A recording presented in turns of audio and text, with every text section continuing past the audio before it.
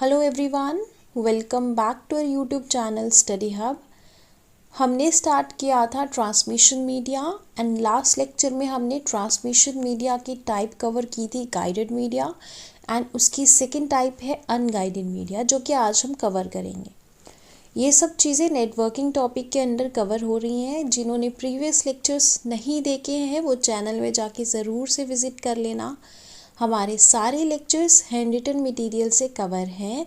अगर आपको हमारी वीडियोस लेक्चर्स अच्छे लगते हैं तो लाइक सब्सक्राइब एंड शेयर ज़रूर से कर देना। और आपको कंप्यूटर की अलग से प्लेलिस्ट मिल जाएगी, आप चैनल में जाके ज़रूर से विज़िट कर लेना। सो चलिए स्टार्ट करते हैं अनगाइडेड मीडिया के साथ।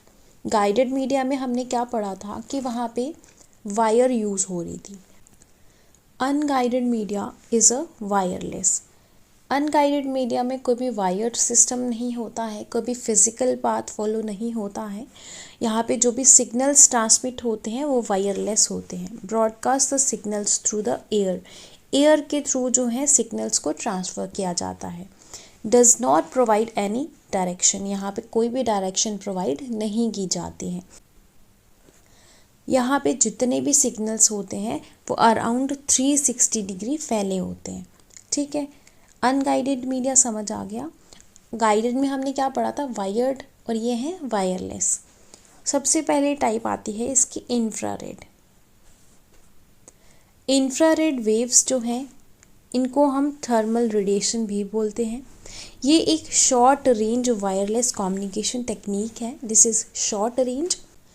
इसकी फ्रीक्वेंसी रेंज कितनी है, 300 gigahertz to 400 terahertz. Data transmission between two cell phones. अगर आपको दो सेल्स के बीच में डाटा ट्रांसमिट करना है तो आपको इंफ्रारेड वेव्स यूज़ होंगी।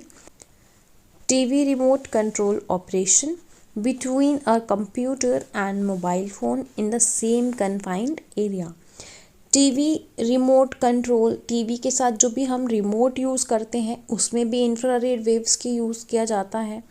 कंप्यूटर और मोबाइल फ़ोन्स के बीच में हम जो कनेक्ट करते हैं उनमें इंफ्रारेड वेव्स का यूज़ किया जाता है। मतलब एक कन्फाइंड एरिया में ही आपको इंफ्रारेड मिलेगा। This is a short range wireless communication. ठीक है, this is also known as thermal radiation. Next है हमारे पास radio waves. Radio waves are omni directional, that is signals जो होते हैं are propagated in all the direction. It means जो signals होते हैं वो अराउंड 360 डिग्री फैले होते हैं। फ्रीक्वेंसी की बात करें 3 किलोहर्ट्ज़ टू 1 किलोहर्ट्ज़। ठीक है, उसके बाद sending and receiving antenna are not aligned, जबकि डायरेक्शंस जो सिग्नल्स हैं वो 360 डिग्री अराउंड मूव कर रहे हैं, तो वहाँ पे एंटीना को सेम लाइन में अलाइन करने की ज़रूरत नहीं है। सेंडिंग एंड रिसीविंग एंटीना जो है वो अलाइंड हो या ना हो उससे कोई फ़र्क नहीं पड़ता। इट मीन्स कि वो अलाइन नहीं होंगे।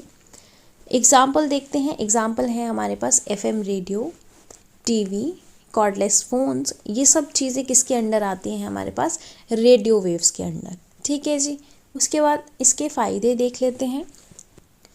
इनके एडवांटेजेस क्या रहेंगे, मेनली यूज फॉर वैन and mobile cellular phones. Wide area network हम नेक्स्ट किसी लेक्चर में पढ़ेंगे। जितने भी नेटवर्क सिस्टम होंगे, जितने भी नेटवर्क टाइप्स होंगे वो सारी चीज़ें कवर करेंगे हम आगे। लैन, मैन, वैन, जितनी भी चीज़ें होंगी।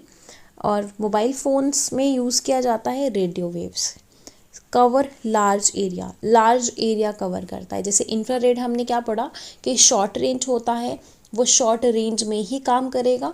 उसके बाद ये जो हम रेडियो वेव्स पढ़ रहे हैं this covers large area. They can penetrate the wall, वो वॉल्स को भी पेनिट्रेट करके सिग्नल्स जो हैं ट्रांसमिट कर सकते हैं। ठीक है, इट मीन्स कि कोई बिल्डिंग होगी उसको क्रॉस करके भी सिग्नल्स प्रोपोगेट हो जाएंगे। प्रोवाइड हायर ट्रांसमिशन रेट, इसमें ट्रांसमिशन रेट जो है, स्पीड जो है वो बहुत ज़्यादा होती है। ठीक है जी, ये कुछ फ़ायदे रहते हैं हमारे पास रेडियो वेव्स के। सो चलिए नेक्स्ट चलते हैं। माइक्रोवेव्स इज़ अ यूनिडायरेक्शनल जैसे हमने पहले पढ़ा था कि 360 डिग्री जो है इनके सिग्नल्स फैले होते हैं, बट इस केस में यूनिडायरेक्शनल है कि एक ही डायरेक्शन में जो है सिग्नल्स प्रोपोगेट होंगे as the sending and receiving antenna is to be aligned. और पिछले केस में हमने क्या पढ़ा था, अलाइन होना ज़रूरी नहीं है, बट यहाँ पे आपको अलाइन होना ज़रूरी है, एंटीना को अलाइन होना ज़रूरी है क्योंकि वो एक यूनिडायरेक्शनल एक ही डायरेक्शन में उसके सिग्नल्स जो हैं ट्रांसमिट हो रहे हैं। Can move with in they propagate only in one direction at a time, कि वो एक ही डायरेक्शन में ट्रेवल कर सकते हैं। यहाँ पे फॉर एग्जांपल ये इमेज है, इमेज में ये एंटीना है, एंटीना अगर इस साइड इसका फेस है तो इसी साइड में जो सिग्नल्स ट्रांसमिट होंगे, और इसके इन सिग्नल को रिसीव करने के लिए एक ट्रांसमीटर इस तरीके से लगाया होगा, ठीक है। इस तरीके से जो है माइक्रोवेव्स काम करते हैं। फ्रीक्वेंसी की बात करें, फ्रीक्वेंसी इसमें है 1 gigahertz to 100 gigahertz, 1000 gigahertz. Antenna are mounted on the towers to send a beam to another antenna which is a kilometer away। कि एंटीना जो है एक टॉवर के ऊपर माउंट किया जाता है और 1 किलोमीटर दूर, 1 किलोमीटर डिस्टेंस के अंदर आपको फिर से एक एंटीना लगाना है ताकि वो सिग्नल्स जो हैं वो इजीली सेंड और रिसीव हो सकें, ठीक है जी। उसके बाद है transmits signal through open space. यहाँ पे ओपन स्पेस में जो है सिग्नल्स ट्रांसमिट किए जाते हैं। Work line of sight path and needs an antenna to catch it.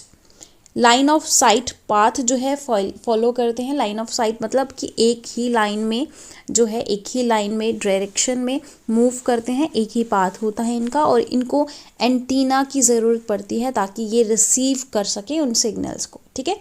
Sending and receiving antennas की ज़रूरत पड़ती है, ठीक है जी। आगे है हमारे पास for a long distances signals are first amplified and retransmitted from station to station. यहाँ पे क्या होता है, सिग्नल्स 1 किलोमीटर दूर लगाए जाते हैं एंटीना। एक टॉवर यहाँ है, यहाँ से दूसरा टॉवर है, उसके बाद 1 किलोमीटर के बाद फिर से एक टॉवर लगाया जाएगा। इस तरीके से हर एक डिस्टेंस पे क्या है, आपको स्टेशन टू स्टेशन सिग्नल्स को एम्प्लीफाई किया जाएगा, फिर जाके रीट्रांसमिट होगा। Gets affected by rain, dust, cloud, bad weather. अगर बाहर कहीं बारिशें होती हैं, डस्ट है, क्लाउड्स हैं, बाहर मौसम ख़राब है, इन सब की वजह से जो है सिग्नल्स कभी कभी ख़राब हो जाते हैं, ठीक है। ये जो माइक्रोवेव्स जो हैं, हमारे पास जो माइक्रोवेव्स के सिग्नल्स हैं ये ख़राब हो जाते हैं। यूज़ कहाँ कहाँ होते हैं, use in radar and aircraft. Radar और एयरक्राफ्ट में यूज़ होते हैं हमारे पास माइक्रोवेव्स, ठीक है जी। हमने क्या पढ़ा कि ये जो है हमारे पास माइक्रोवेव्स, इनको ये यूनिडायरेक्शनल होते हैं, एक ही डायरेक्शन में मूव करेंगे। एक सेंडर और रिसीवर एंटीना होना चाहिए। उसके बाद है 1 किलोमीटर डिस्टेंस होना चाहिए बीच में।